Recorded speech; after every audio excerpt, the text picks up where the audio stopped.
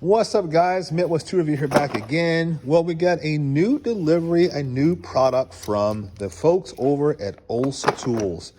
They sent us the shallow impact socket set in SAE. It is 3/8 drive. It's an 8-piece set ranging from 5/16 all the way up to 3/4.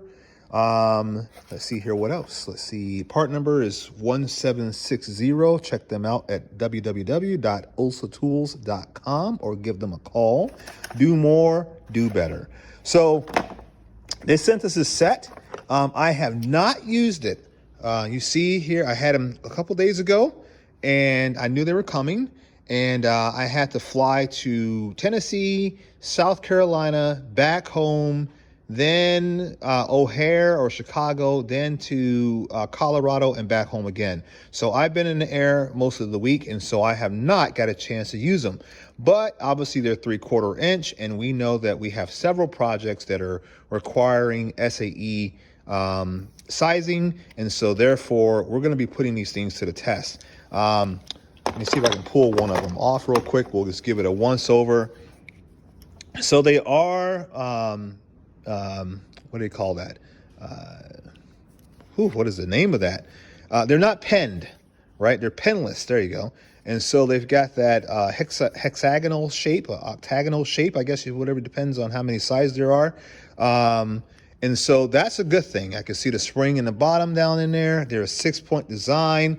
These are probably chrome vanadium, because I think, let's see here, what are they? Chrome moly. Okay, good, perfect. They're chrome moly, which means that's the preferred alloy chemistry for impact tools, impact rated tools. I like that they don't have a collet. They do have a very narrow body. It's always ideal when you design a socket where you try to keep the body and the socket end very, very close, very, very tight in diameter. Snap-on kind of perfected that, in my opinion. Let me see if I can find some Snap-on stuff. Now, they didn't start out that way. If we look at some older Snap-on, it's not going to come out. Let me get my tripod, because I'm going to be grabbing things here and there, and I'm tired of holding the phone. So let me grab the tripod here and see if I can. Oh, what are we doing? See if I can get some more dexterity here. Sorry, guys. I'm out in the shop and it's cold, and I'm freezing, but I'm doing this for you guys because I love you. Oh, see here, come on. Oh, Jesus Christ, it's not turning. Okay. All right, let's see here. See if I can get you guys set up. You guys may see that I cleaned up my hutch a little bit more. Then it got dirty because I was gone and the boys came out here, and yeah, you know how that goes, right? So let's see, let's tighten that up. Okay, so there we go. All right, so we got the Olsa Tools design. If you look at, let's see here, this is a Wright Tools design. And you can see how they try to keep the socket diameter and the anvil diameter the same. That's ideal. If I'm designing a socket, whether it be an extension, now this is not a good example, but they had to make it bigger because it's a bigger size, right? So this is like a 19 millimeter. But if I'm designing a socket and I know anything about tool design, that I'm going to try to keep those two diameters as close as humanly possible without compromising the integrity of the tool. Snap-on back in the dizzle. See if I can get one. They themselves, come on.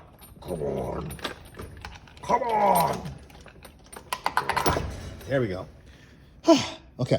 They themselves started kind of working on that. If you look at some other socket designs, this collet is super big and it extends out significantly more than the socket end. And what that means, if you're trying to take off like a bell housing bolt or a drive or your drive axles or bolts, like you change the drive shaft or whatever, or the U-joint, trying to get up in there and having room, this collet ends up rubbing, and you tear up the socket over time, and then you're making abrasion against the body of the car, which probably is not that big of a deal, but it just looks worn before you ever get a chance to really use it.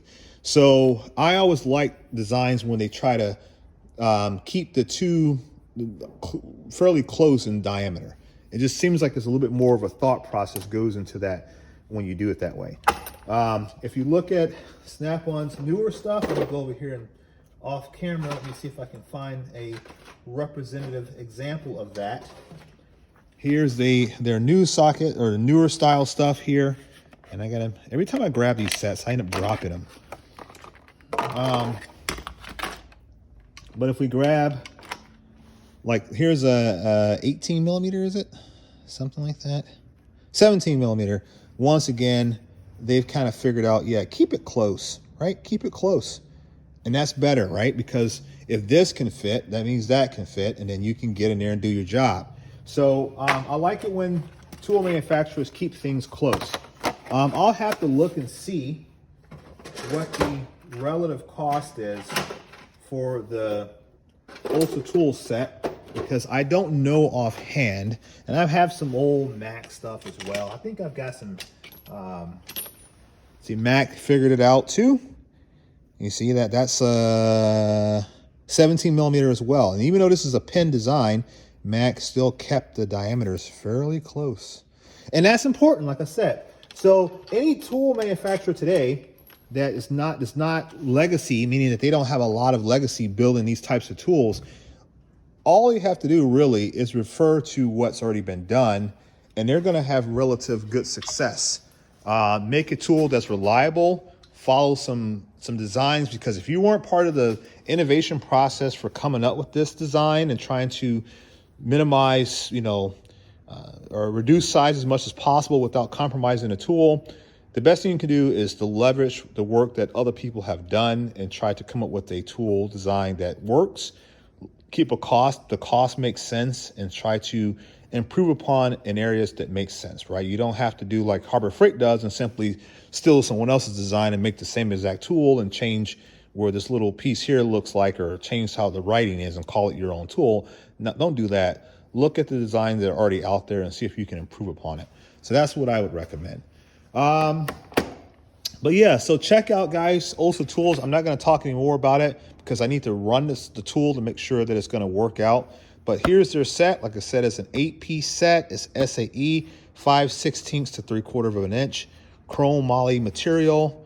Everything looks really good. Even if you look here, you can see that there's the sizing, physically the sizing of the body versus the head looks really good. So I'm very interested in trying these guys out, and I will give you guys more feedback on it in a later video. But guys, check out ultratools.com. All right, catch you in the next one. Peace.